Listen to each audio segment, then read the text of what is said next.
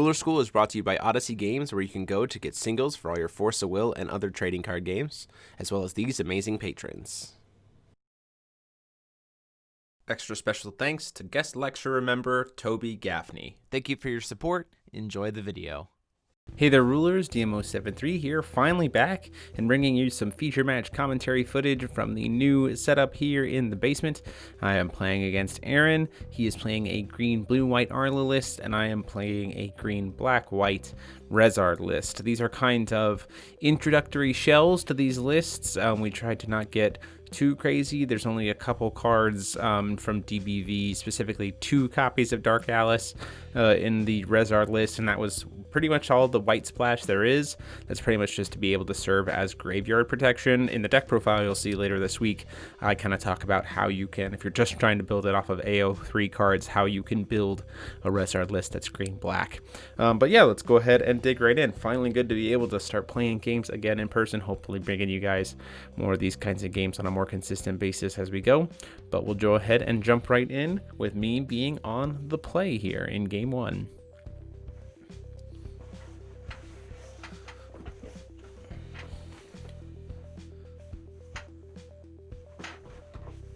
First stone, Adaraki's Memoria, so we get access to green-black.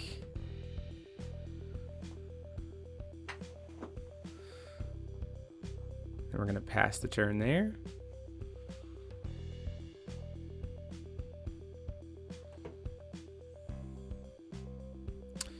We did want to test out the little LED lights here, but go ahead if you don't really think those are appropriate or if they distract, we can always turn those off for future matches. Just thought it kind of added to the aesthetic. So before we get too far in, if you want to leave a comment down below about what you think about that, we're totally fine to hear that feedback and change it if we need to.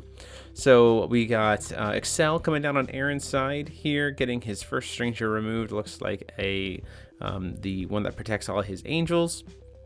Gets the 3 counters on it. At the end of his turn, we're going to go ahead and flash in a Mikage Rhea. Mikage is going to send a Sigurd to the graveyard. Lots of different options. Typically, you'd kind of think about if you have part of True Power, right? You might want to play a Griffin so that you can, like, on your turn 2 ramp. Unfortunately, we did not have part of True Power in hand, so instead we're going to go ahead and take a little bit of a different route, calling our second stone, hitting that Black Silence, and going ahead and casting the Sigurd from grave. Oh, sorry. First, we're going to cast the Death Scythe to get the triggers for Rezzard so that we can do some specific modes.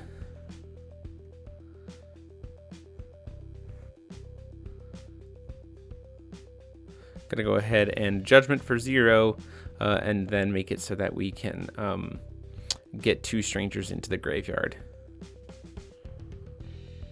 The other mode is we could have tried to get one of these strangers into our hand, but ultimately we wanted to see kind of what we could hit. And so rather than kind of worrying about it, we're not gonna go that route. Then we can use the Death Scythe to play the Sigurd. Sigurd will let us go into the deck to get an altar. For this version of the deck, again, we kind of wanted to keep it a little bit simpler, so we're only playing 2 altars in the list. We also know that altars can be a little bit hard to obtain right now. So for the sake of it, we'll go into kind of some replacements in the deck profile of what you can do in place of altar. But at that point, we're gonna go into Aaron's turn.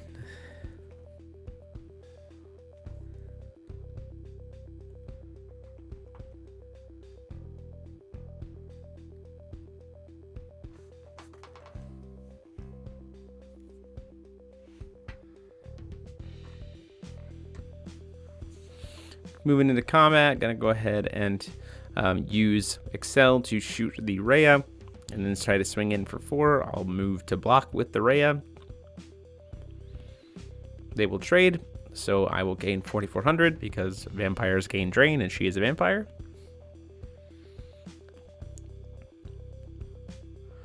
Morning Angel coming in,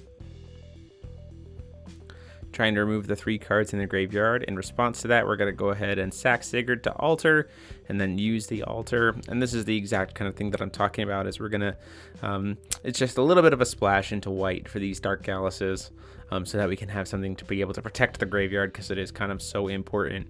We'll talk about there are other options that you can use in place of Dark Atlas, you know, to kind of help combat graveyard hate, just a little bit differently. Part of True Power, gonna be one of the cards we discard. We're gonna discard Rhea as the other one. Wings of the Archangel gets cast. We're gonna get 2 Strangers RFG'd and draw a card for every flyer we have.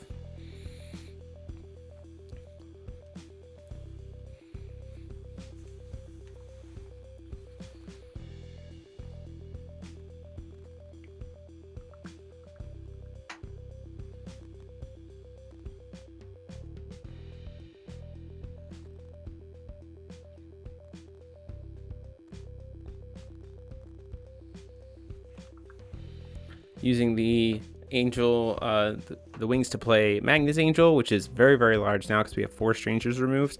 So it's sitting at being a 16/16, or sorry, 17/7, no, it's 12. So yes, 16/16. I don't get +4/+4, so 4 is 16. 17/17 flyer, very, very large.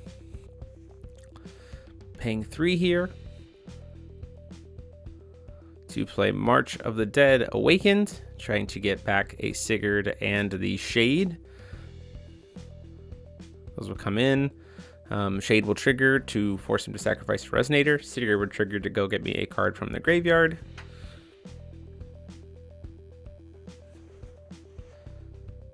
Sacrificial Altar.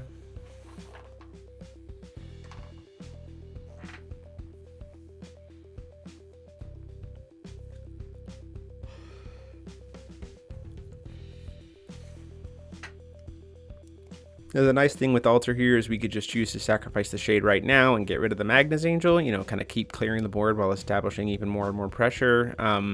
You know, if we had more sacrificial altars in the deck, you could see a situation where there's also sometimes where you see like Sephiroth be played if you're playing with like Athenias and stuff. But again, we're not going down that route where you can like sack Sigurd to the altar he just got, recast him with the Death Scythe, get more stuff that way, and just kind of value out that way.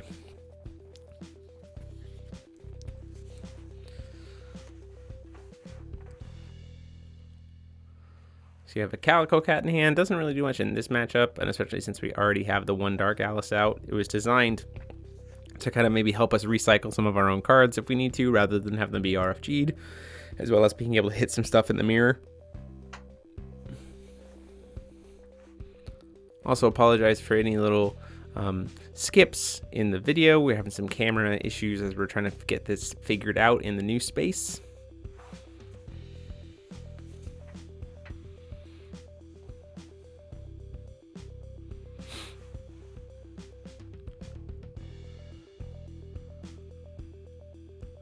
Attempting to cast the Excel. In response to the cast of the Excel, we're going to go ahead and sacrifice that Shade to get rid of the Magnus Angel before he can get another body out.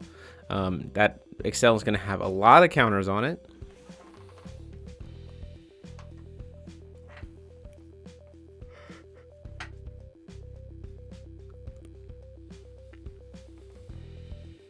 Down comes a Percival to kind of help him look for potential more options. So he already has a Pierre in hand, does decide to grab the second one.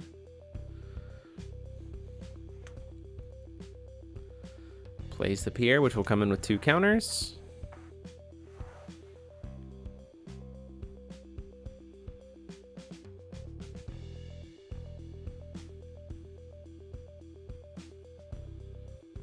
Try to see if there's something I want to do potentially before upkeep.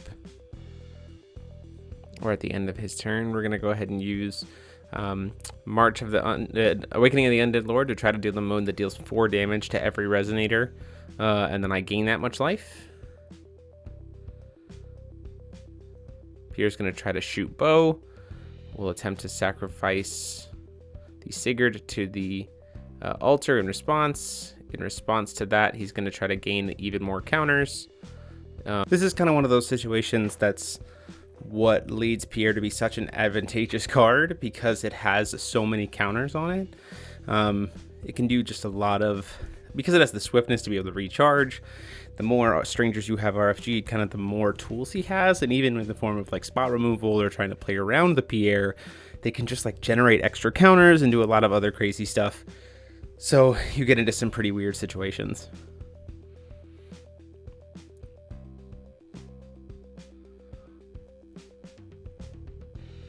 So the Awakening is going to resolve. Before the Awakening resolves, he's going to try to save the Pierre here, put an extra couple +1/+1 counters on it. So 3 things will get hit, and I'll gain 12 life, going up to 56.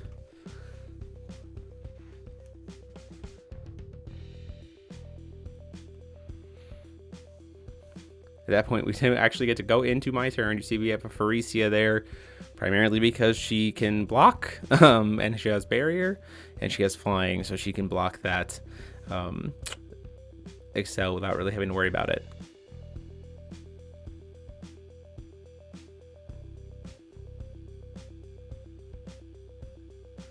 Using the Death Scythe here.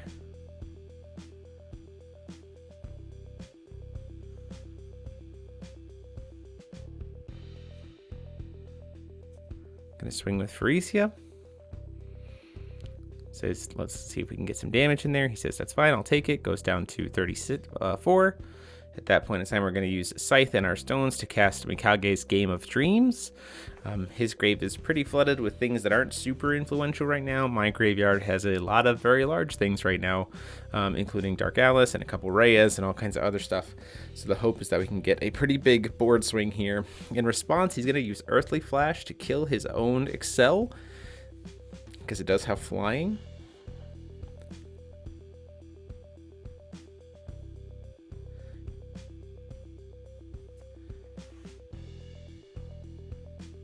And then use Pierre to kill himself there too with the counters. And so we both kind of get everything coming back. I have to lose my Pharesia. He gets all of his stuff back from the graveyard, and we have these very, very large flooded boards. So the way the Game of Dream operates is we resolve the card as much as possible first, and then we have to build the chase. The chase being such that I, as the turn player, put everything that I have on the chase first. Then he gets to put everything on the chase, and so his effects will always resolve before mine. So I'm building the chase this way.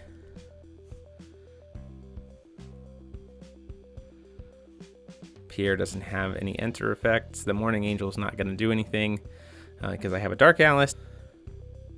So that just kind of whiffs.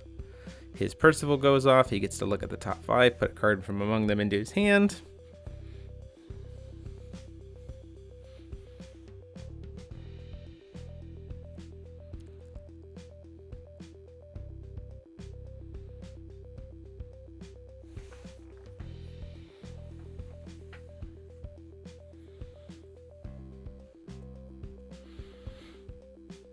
The Magnus Angel is going to get to resolve, gets to remove from the game a stranger here.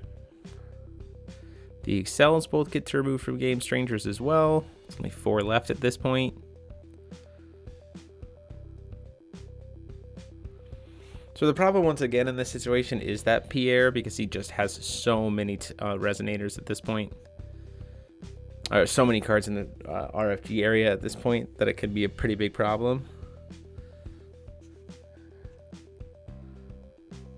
Just have as many counters as he needs.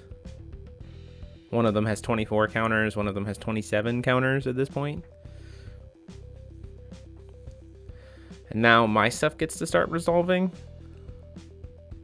Sorry, 21 and 24 counters respectively. So now Shade's gonna resolve, forcing him to banish a Resonator. Banishes the Morning Angel. Jabberwock resolves. We try to force him to flip the top card. The deck has a lot of 1-drops, so we were hoping to hit the 1-drops there to force him to kill all of his 1-drops. Unfortunately, we hit a 2-drop there with Winged. We kill the Magnus Angel, but then that he also loses his Regalia, which is helpful because he's kind of low on stones.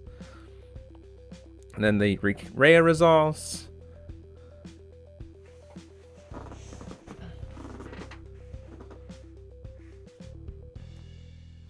You get to send a card to the graveyard, send a Griffin, send Rhea resolves, send another Parthor True Power.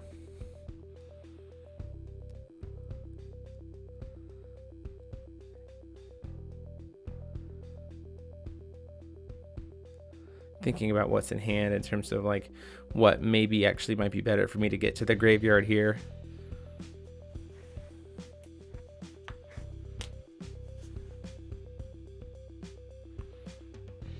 Sending a Mikage instead of the Griffin. This is to, oh no, sending both. I already have a part of True Power engraved, so we're going to send Griffin and Mikage.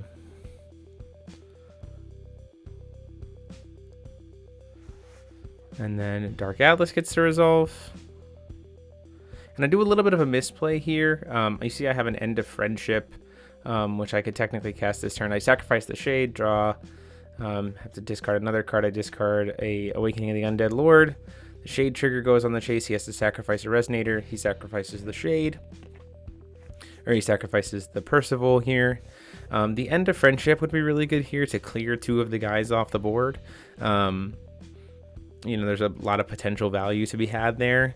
I do have the Sigurd. There's no additions left in the deck because, again, we're only playing 2. If I was playing a pure AO3, we'd probably be playing more. We're going to go ahead and do part of True Power here, sacrificing the Rhea, which gets to bring her back to my hand.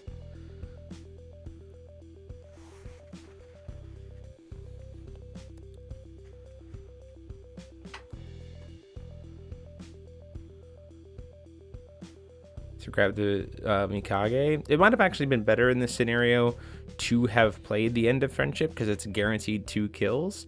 The thought being here, if I use Mikage, we can target one of his bigger Excel and kill it, and then get it over on our side of the field, as well as gain all that life back. Ultimately, there's a little bit of an error here, a sequencing error, where I pay life, and then he responds to me paying life to shoot his own Excel, so that I don't end up like killing it. Or sorry, he shoots the Mikage so that I don't end up getting the card. And there's some weird sequencing here. Technically, the way it should function is that I should only... and I don't have enough strangers to the grave. If I had sacrificed the Jabberwock, I would have had enough to give it Eternal twice, saved it. Technically, you don't pay life until it resolves. So the second I paid life, Aaron shouldn't have been able to respond and the damage should have gone through. But we misplayed that. Call it being out of practice for the sake of not being around for a while, not playing. But unfortunately, at this point, it does tap me out. And because of me paying that life total, I only have 1 flyer, and it's in the form of Rhea. He can easily shoot it out of the way. And you see he has an Awakening of the Winged Lord in his hand to be able to untap his flyers. So that is actually going to be it for the game 1 there. So some pretty cool interactions, both sides getting to do kind of what they want. But you're going to see me quickly concede this game, and we'll go on to game 2.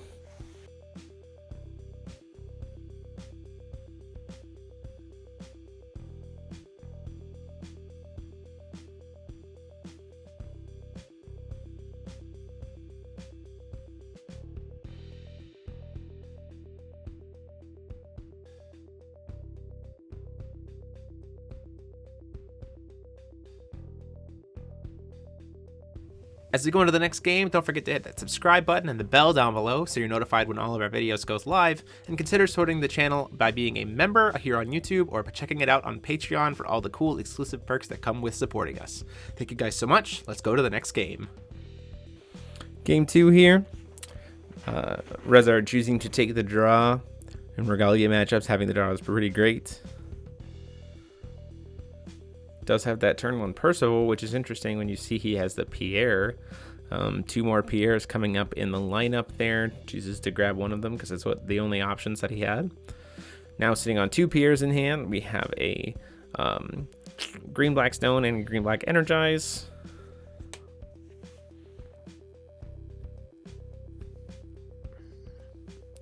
Fortunately, you see he does have that Morning Angel in hand as well. Going to swing through and poke for 2 damage. Play the Excel.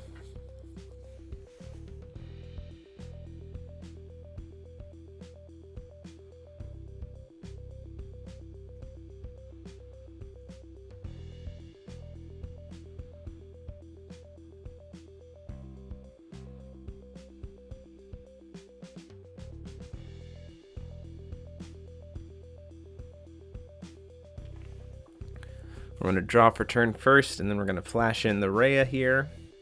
try to send a card to the graveyard, particularly, again, a Sigurd. Unfortunately, though, you're going to see Aaron here as we move to recovery decide to flash in the Morning Angel. Nothing we can do about that. He's going to get rid of the Sigurd before we can get anything out of the action with it. It's not terrible for that to happen there, since he's only hitting one card, particularly because we have other options here, and losing the Sigurd by itself isn't a big deal, since we were still moving, to having a bunch of stuff. Looks like I did go ahead and play the Rhea during his turn again. My apologies there. Swinging at the Percival here. He's going to add some counters to the Excel, which we're fine with.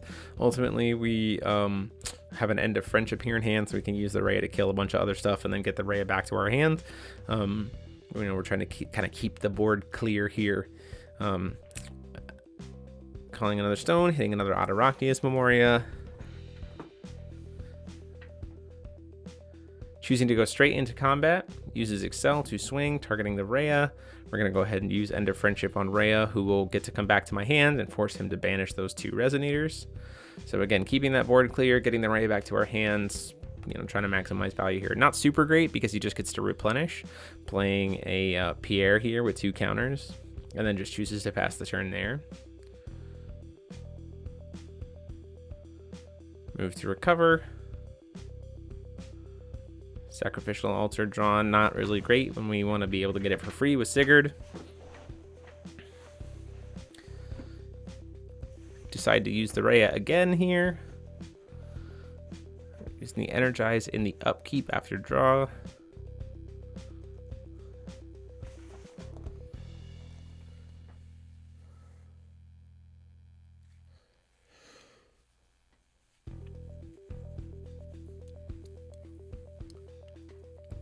Send the other Sigurd here to the grave.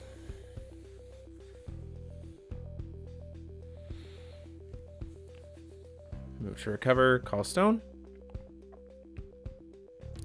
Gusting Skies, we have access to the white if we wanted to.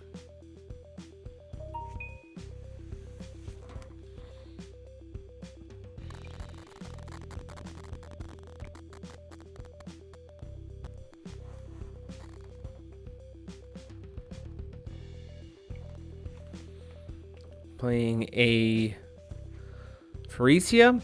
Point here being it's a way for us to again be able to block and try to get some shenanigans around it. Going to play March of the Dead here on the Sigurd, hoping that there is not another Morning Angel. We're going to respond with a Awakening of the Winged Lord, seeing if you can get a Morning Angel off the top. Ultimately sees a Wings of the Archangel, which gets him a lot of value that way, but does not get him in the Morning Angel unless he has one in hand. But at that point, if he'd had one in hand, he would have paid 1 to make it happen instead. Does use the draw mode, though, to maybe see if he can get that 5th card copy for the Morning Angel. And then gets those 2 Strangers removed, which sets up his Pier to be able to deal with my altar nicely when the Sigurd comes into play.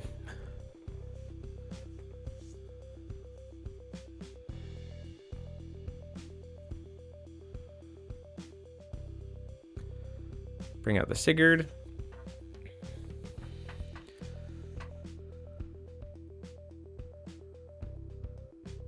In response to the Sigurd trigger effects, we're going to use Pharesia to try to kill the Pierre. He's going to respond by killing my Rhea by adding the counters to it, and then use Crystallization on Awakened on my Sigurd. So before Sigurd even gets to get there, and then I get to gain 1,000 life. So now I have my altar, but it only has 1 guy on it, and I've only answered 1 Tier, or 1 Sigurd, and I don't even have any counters on this altar. So Aaron did a really good job there, the sequencing there, to really minimize the plays that I was making out of the Rezzard deck. That's one of the things that I've come to see out of Arthur as not to be, or Arla as not unsurprised with green white, is it's kind of about these like utility answers to kind of always be stealing value from your opponent, or like forcing them into suboptimal play lines, or stopping them from really like gatekeeping them from doing what they really want to do. And Pierre is just an amazing utility card for that purpose, with gaining extra counters, getting all kinds of extra value. We see a bear here come down for only 2 will, no enter effects, but he does have, I believe, precision, eternal, first strike, all kinds of other good things.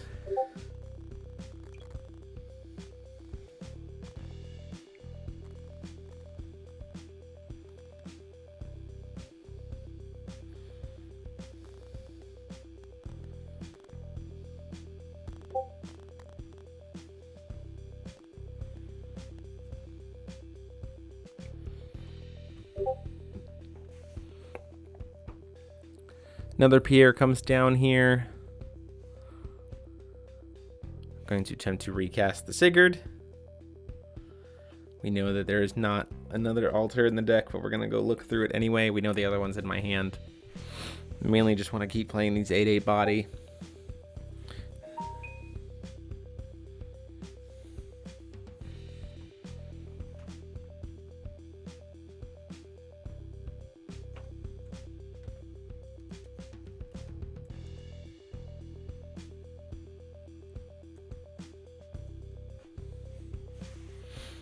We do have that Moan of the Dead in hand, which can be pretty helpful here to try to kill the Pierre.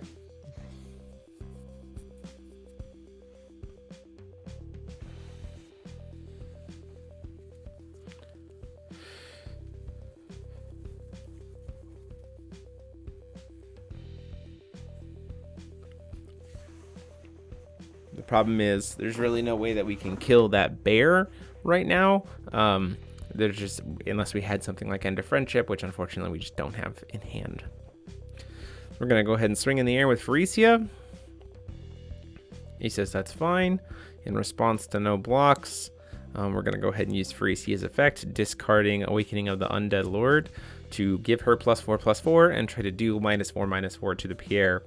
In response, he's going to try to gain the 4 counters.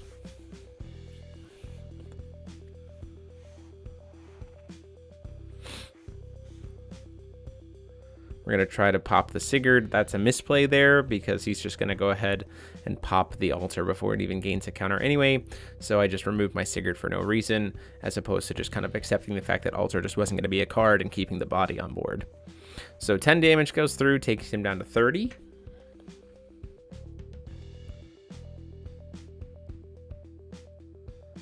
And at that point in time, we pass the turn.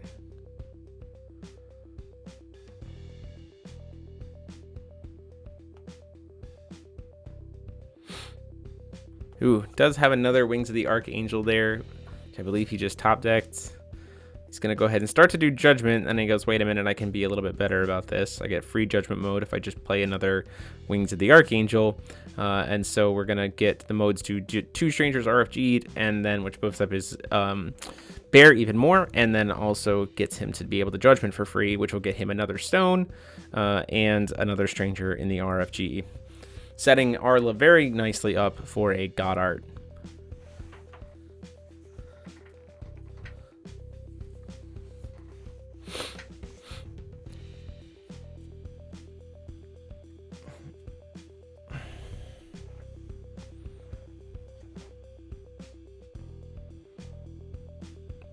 Especially since he has the floating will as well. Gets to another stone. So now, even after Judgment, he's sitting on 6 will for the turn. Has another bear, could cast it. Chooses to swing into the Pharesia. We'll say that's fine. And then he passes the turn there.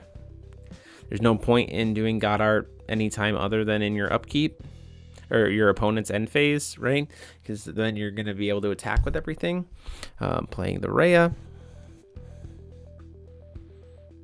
Trying to see what we could possibly send to the graveyard.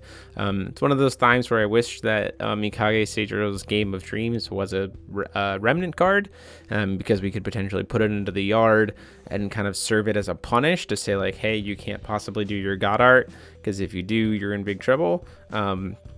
Instead, we're going to go ahead and just send Part of True Power here, just to try to set up a situation where we might be able to get some value off of it. Move to recover.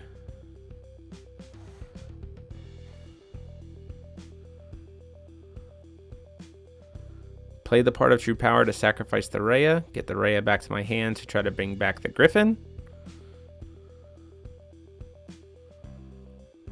Griffin's going to get me 2 more stones.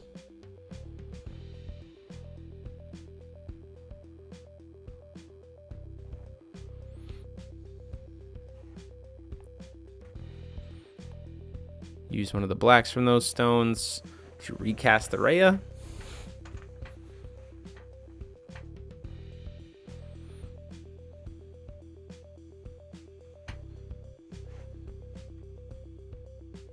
We're thinking about it anyway, knowing that there's probably going to be a God's Art next turn.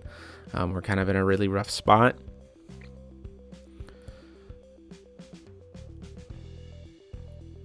Rhea comes down here, sends a Griffin to the grave, because we want to be able to guarantee that we're going to hit something nice off of the Rezzard, because we're going to have to Judgment Rezzard here.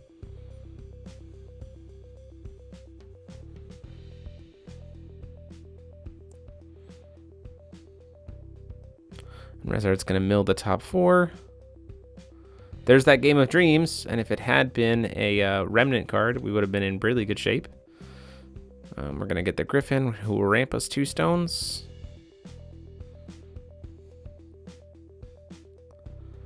We're going to use the Death Scythe effect. Get 3 strangers, or get 3 of our Resonators removed from the game here to bring the Death Scythe back to our hand, and then cast it immediately, just as a way to like serve to ramp a little bit here, especially since we're planning on using it to do God's Art anyway.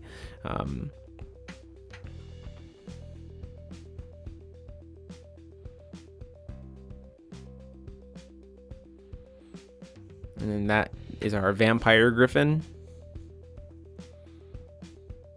And then at that point, we pass the turn. In comes the God Art.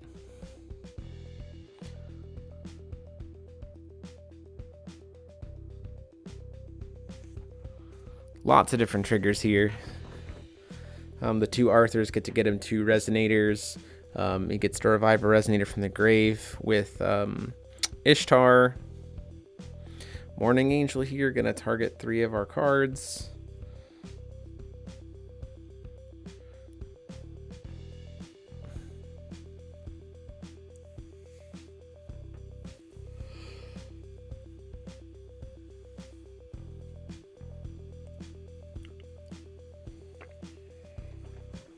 Percival and a Nameless Knight teched into the main board for Aaron as an answer to Knight of the Round Table, so you can fetch it, and it also is gets to RFG a Darkness Resonator from the game. The Percival is also a Knight of the Round Table, gets him an Excel.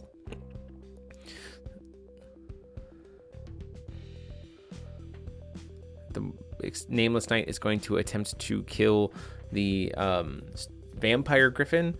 We'll respond by doing God Art here.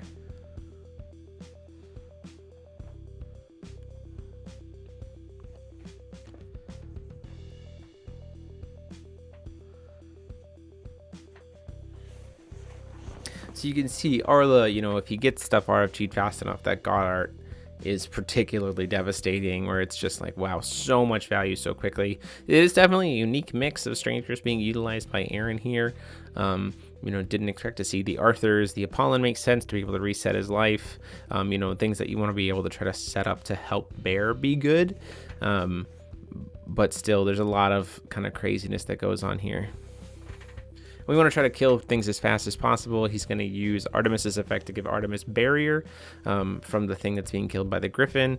We do get to kill the Ishtar, and we start to consider shooting the Nameless Knight, but we're like, oh wait, it has Eternal because of the Arthurs, so that doesn't do us any good because it's a Knight of the Round Table. So we have to kill something else with the Griffin.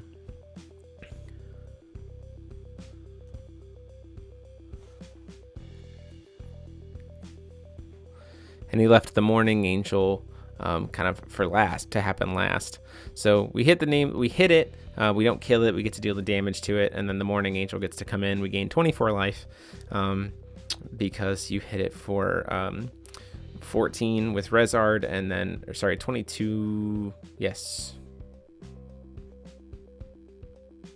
24 life, 22 life, because we get Rezzard for 14, and then Mikage for 8, Rhea for 8. The Griffin, who was a bigger vampire, didn't get to kill anything because the thing she was targeting had barrier.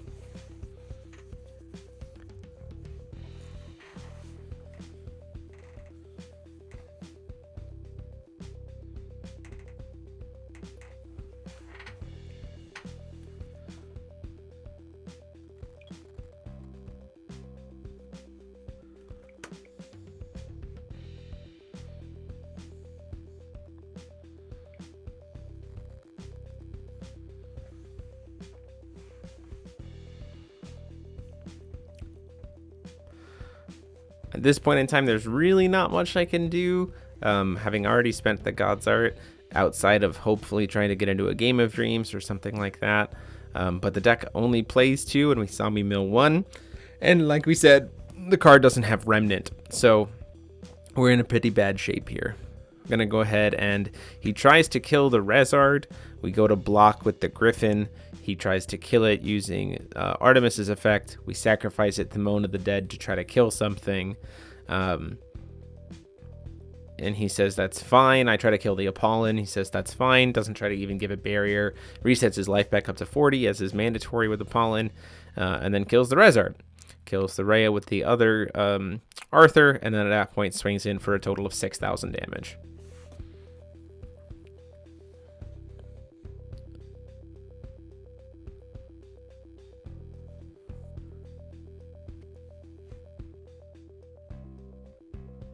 You see his hand is full of additional removal. The Excel isn't super great here because he only has 1 stranger left that could be removed. But the Artemis is also helpful for being able to board pump next turn. Technically, probably could have board pumped this turn if he had thought about it. Choosing to play the Excel.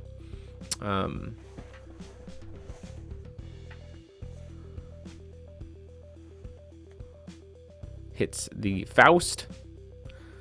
Gets that removed from play. The last stranger, or one of the 2 last strangers.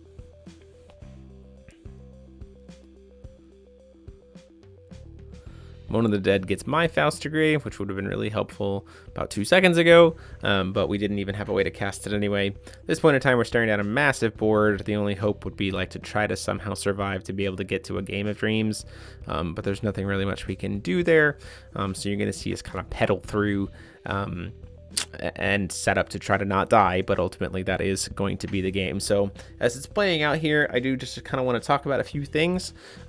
Huge thanks to Aaron for being willing to sit down and do this. We're going to try to do live feature matches more often now. Like I said, if you have any feedback in terms of the lighting that you would like different, or if there's a deck profile you'd like to see featured now that we can get back to it, let us know. Really looking forward to trying to get back to this stuff for you guys. Trying to keep it, at least these first few weeks, keeping it to basic or more basic versions of the decks with a couple of like spicy fun variants or fun kind of concepts that we put together in hopes of kind of keeping the energy up, keeping the excitement with all the new cards. There's tons of new stuff going on here, but we hope you guys enjoy it. Like I said here, I'm just trying to do a card casting a Moan of the Dead just to try to get another Stranger to Grave to see if it's relevant. Jabberwock, not super relevant. There's no way I can even cast it. I don't have a way to revive. Was kind of hoping to maybe see something just a little differently there. We do have a March of the Dead, but that's not going to do much. Or I think it's an Awakening of the Undead Lord. My apologies. There's no Awakening of the Undead Lord. So you're going to see us sequence through here to like try to gain a bunch of life and then lose anyway. But in talking about kind of the basic concepts of like Arla versus Rezzard, Arla definitely seems like it's pretty favored, at least at its like roots versus Rezzard, but I don't think it's like completely unwinnable for Rezzard. I think that I made quite a few misplays, and there were some bad sequencing errors that kind of needed to be addressed. But our hope is that you kind of got to see a little bit about what each of these decks do. Both a ton of fun to play, so really hope you guys are enjoying it. And we'll put up deck profiles for both of these lists later this week, and then hopefully be back with you for another feature match next week. If not, we'll see you for the GP Collinsville stream in a couple weeks. So like I said, good to be back. Hope you guys enjoyed it, and I'll just kind of let the continue to run out here towards the end. And until next time, this is DMO73 saying class dismissed.